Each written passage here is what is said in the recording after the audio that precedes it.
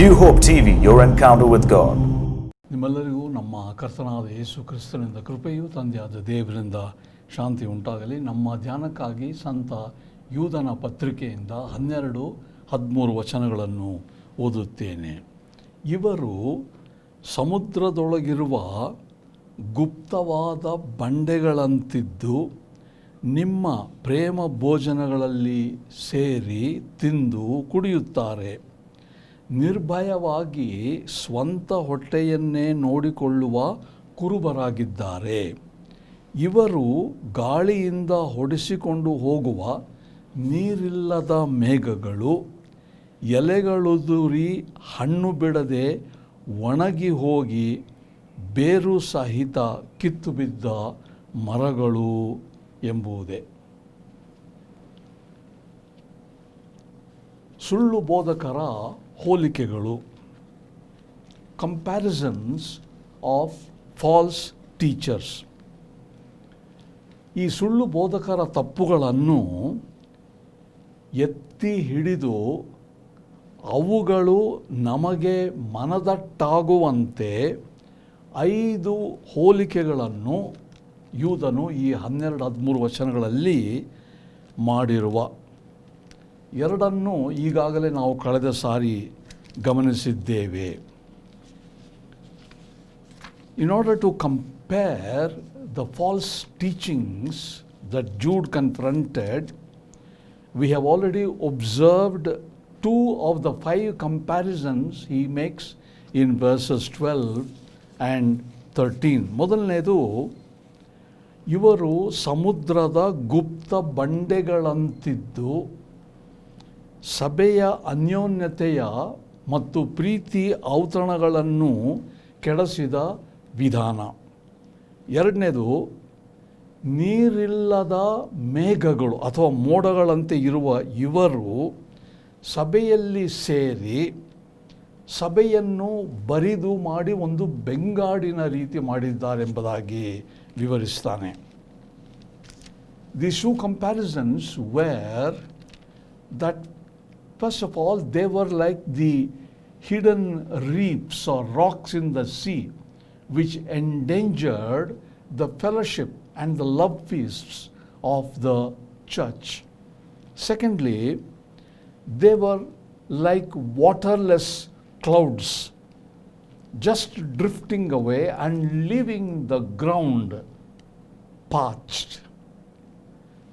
ಮೂರನೇದೇನೆಂದರೆ, ಹಣ್ಣು ಬಿಡದ ಮರಗಳು ಎಂಬುದಾಗಿ 12ನೇ ವಚನದಲ್ಲಿ,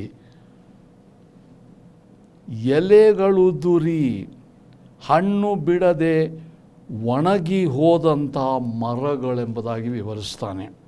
The third comparison that Jude makes here in verse 12 is that these are like fruitless trees. In the 12th verse we read,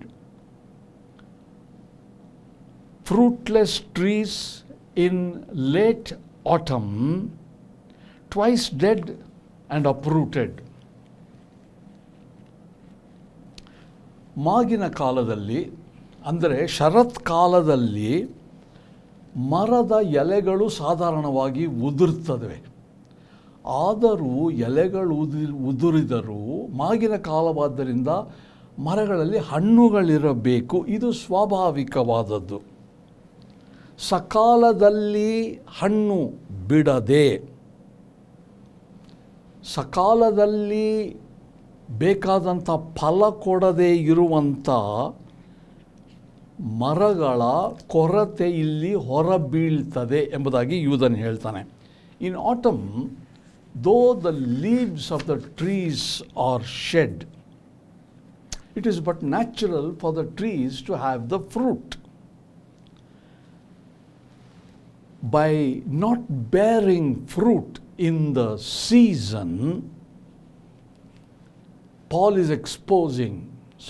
Jude is exposing the deficiency of these false teachers.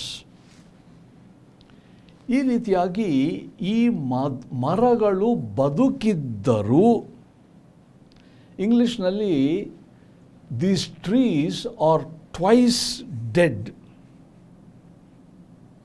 Fruitless trees in autumn, twice dead. ಬದುಕಿದೆ, ಆದರೂ ಸಹ ಇವು ಮರಣಿಸಿದಂಥ ಮರಗಳು ಎಂಬುದಾಗಿ ಒಂದು ಇಂಗ್ಲೀಷ್ನಲ್ಲಿ ಒಂದು ನುಡಿಗಟ್ಟನ್ನು ಆತನು ಉಪಯೋಗಿಸ್ತಾನೆ. ಅಂದರೆ ಒಣಗಿದ ಮೇಲೆ ಬೇರು ಸಹಿತ ಕೀಳಲ್ಪಟ್ಟಂಥ ಮರಗಳ ಸ್ಥಿತಿ ಇದು. ಇದು ತೀರಾ ಒಂದು ಶೋಕನೀಯವಾದಂಥ ಸ್ಥಿತಿ. Because these trees were not bearing fruit in the season. They were not only dried up, but they were uprooted, and that's why he uses the terminology twice dead. ಒಣಗಿದು ಮಾತ್ರ ಅಲ್ಲ, ಅಂದರೆ ಮುಂಬರುವ ಮಳೆಗಾಲದಲ್ಲಿ ಚಿಗುರಲಿಕ್ಕೆ ಆಸ್ಪದವಿಲ್ಲದಂತೆ ಇವುಗಳು ಬೇರು ಸಹಿತ ಕೀಳಲ್ಪಟ್ಟದ್ದೇ ಇವರಿಗೆ ಸಿಕ್ಕಿದಂಥ ಒಂದು ಶಿಕ್ಷೆ. ಇದು ಒಂದು ಕಠಿಣವಾದ ಪರಿಸ್ಥಿತಿ, ಒಂದರ ಮೇಲೊಂದು ಶಿಕ್ಷೆ. ಇದೇ ಹೋಲಿಕೆ ಮಾಡುವಂಥದ್ದು ತಪ್ಪು ಬೋಧಕರಿಗೆ ಯೂದನು. These trees, in comparison, were first dried up, next they were uprooted, and that's why they are called doubly dead or twice dead. Very severe punishment Jude is talking about for the false teachers for whom he uses this metaphor. ಯಾರಿವರು?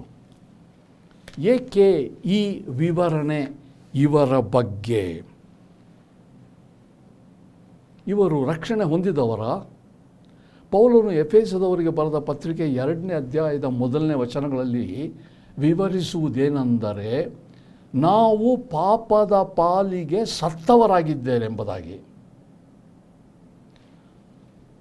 ಆದರೆ ಇವರು ನಂಬಿದವರು, ದೀಕ್ಷಾಸ್ನಾನ ಹೊಂದಿದವರು ಮತ್ತು ಸೇವೆ ಸಹ ಮಾಡುವಂಥವರು.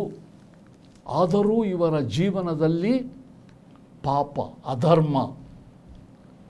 ಕಾರಣ ಏನೆಂದರೆ ನಿಜವಾದಂಥ ಪಶ್ಚಾತ್ತಾಪ, ನಿಜವಾದಂಥ ಬದಲಾವಣೆ, ನಿಜವಾದಂಥ ರೂಪಾಂತರ ಇವರಿಗೆ ಆಗಿರಲಿಲ್ಲ. ಯಾರಿವರು? ಎಲ್ಲಿದ್ದರು? ಆಶ್ಚರ್ಯವೇನೆಂದರೆ ಇವರು ಸಭೆಗೆ ಸೇರಿದವರೇ, ಸಭೆಯ ಅಂಗಸ್ಥರೇ. ಒಂದು ವೇಳೆ ಸಭಾ ಸೇವಕರಾಗಿರಬಹುದು, ಸಭೆಯಲ್ಲಿ ಹಿರಿಯರು, ನಾಯಕರು ಆಗಿರಬಹುದು. ಆದರೆ ಯೂದನಿವರನ್ನು ನೀವು ಶಾಸ್ತ್ರ ವಿರೋಧಿಗಳು ಎಂಬುದಾಗಿ ಹೇಳ್ತಾನೆ. ಇವರ ಬಗ್ಗೆ 11ನೇ ವಚನದಲ್ಲಿ ಏನು ಹೇಳ್ತಾನೆಂದರೆ, ಅವರ ಗತಿಯನ್ನು ಏನು ಹೇಳಲಿ ಎಂಬುದಾಗಿ ಹೇಳ್ತಾನೆ. 11ನೇ ವಚನ ಪ್ರಾರಂಭದಲ್ಲಿ ಅವರ ಗತಿಯನ್ನು ಏನು ಹೇಳಲಿ. ಪ್ರಿಯ ವಿಶ್ವಾಸಿಗಳೇ, ಇಂತಹ ಶಾಸ್ತ್ರ ವಿರೋಧಿಗಳ ಪರಿಚಯ ನಿಮಗೆ ಉಂಟಾ? ಇಂಥವ್ರು ಯಾರಾದರೂ ನಿಮ್ಮ ಸಭೆಗಳಲ್ಲಿ ಇದ್ದಾರಾ? ಆಲೋಚನೆ ಮಾಡಬೇಕು.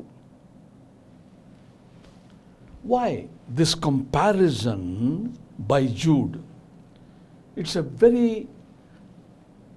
powerful and a metaphor which gives deep meaning. Paul in Ephesians 2:1-3 says that we who have come into Jesus, who live because we are dead to sin. What Jude is saying here is that these people are not dead to sin.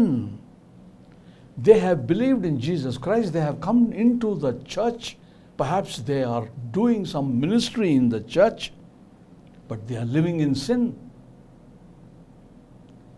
They are not dead to sin. Reason, have they really or genuinely repented? Is there change and transformation in their lives? Now, who are these people that Jude is talking about? Where are they? They are in the church. They are part of the fellowship of the church. Maybe some of them are leaders in the church, some of them or ministers in the church. And these are the errorists, the false teacher that Jude is warning about. In verse 11, he says, woe to them. He is deploring them. He says, what sorrow awaits them. Verse 11. Are there any such people in your congregation, in your church? We need to be cautious to identify such people. ಬೇರು ಸಹಿತ ಕೀಳಲ್ಪಟ್ಟವರು ಅಂದರೆ ಕಡೆಗೆ ಅಂತ್ಯದಲ್ಲಿ ಇವರು ಸಭೆಯಿಂದ ಸಂಪೂರ್ಣವಾಗಿ ಬಹಿಷ್ಕಾರ ಅಥವಾ ಬೇರ್ಪಡಿಸುವಂಥವರು ಆಗಿದ್ದಾರೆ. ಖಂಡನೆಯ ಮಾತುಗಳು, ಅತಿ ತೀಕ್ಷ್ಣವಾದ ಖಂಡನೆಯ ಮಾತುಗಳು ಇವೆ ಎಚ್ಚರಿಕೆಯ ಮಾತುಗಳು. The word that Jude uses, uprooted, indicates that such errorists will eventually be removed and thrown away or excommunicated from the church. A very sharp criticism and condemnation that Jude brings here. ಪ್ರಿಯ ವಿಶ್ವಾಸಿಗಳೇ, ಯೇಸು ಕ್ರಿಸ್ತನನ್ನು ನಂಬಿ ರಕ್ಷಣೆಯನ್ನು ಹೊಂದಿ ಆತನನ್ನು ಪಾಲಿಸುವವರೇ, ನಿಮಗೆ ಯೂದನಿಲ್ಲಿ ಹೇಳುವುದು ಅನ್ವಯಿಸ್ತದ? ಅನ್ವಯಿಸದೇ ಇರಲಿ. Dear believers in Jesus Christ, you who have believed in Jesus Christ, who have the experience of salvation, who are a part of the church, active members, does what Jude say here applicable to you? I hope it is not applicable to you. In other words, your life in Jesus Christ is important. ನಿಮಗೆ ಇಲ್ಲಿ ಯೂದನು ಹೇಳುವುದು ಅನ್ವಯಿಸದೇ ಇರಲಿ. ಅಂದರೆ ನನ್ನ ಕ್ರಿಸ್ತಿಯ ಬಾಳು ಪ್ರಭುವಾದ ಯೇಸು ಕ್ರಿಸ್ತನಿಗೆ ಮೆಚ್ಚುಗೆಯಾಗಿರಬೇಕು, ಪ್ರಿಯವಾಗಿರಬೇಕು. ಹೀಗೆ ನಾವು ಆತನಲ್ಲಿದ್ದುಕೊಂಡು ಬೆಳೆದು ಆತನಿಗಾಗಿ ನಾವು ಬಾಳುವಂತೆ ದೇವರು ನಮಗೆ ಸಹಾಯ ಮಾಡಲಿ ಎಂಬುದೇ ಯೂದನ ಒಂದು ಎಚ್ಚರಿಕೆಯ ಮಾತು.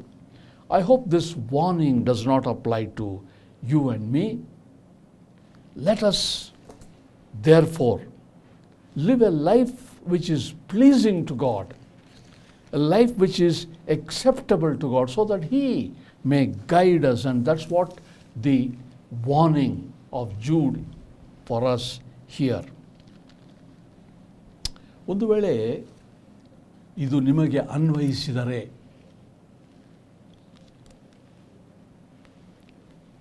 ಯೂದನ ಎಚ್ಚರಿಕೆಯನ್ನು ಸ್ವೀಕರಿಸಿ. ಅಂದರೆ ಏನು ಮಾಡಬೇಕು? ನಾವು ಪಶ್ಚಾತ್ತಾಪ ಪಡಬೇಕು, ನಾವು ಬದಲಾವಣೆ ಹೊಂದಬೇಕು. ಯೇಸು ಕ್ರಿಸ್ತನ ಬಗ್ಗೆ ಕೇಳಿದ್ದೇವೆ, ಓದಿದ್ದೇವೆ, ಆದರೆ ಸಂಪೂರ್ಣ ಬದಲಾವಣೆ ನಮ್ಮ ಜೀವನದಲ್ಲಿ ಉಂಟೋ? ಇಂಥ ಒಂದು ಪರಿವರ್ತನೆಯ ಜೀವನವೇ ನಮ್ಮನ್ನು ತೃಪ್ತಿ, ಸಮಾಧಾನ, ಆನಂದಕ್ಕೆ ನಡೆಸುವಂಥದ್ದು. In case this warning is applicable to you, what do you need to do? You just have to come and repent. You have heard about Jesus Christ. You have read about Jesus Christ.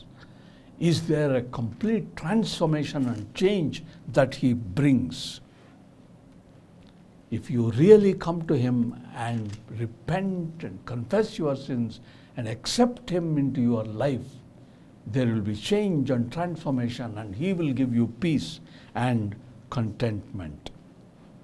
ನಾವು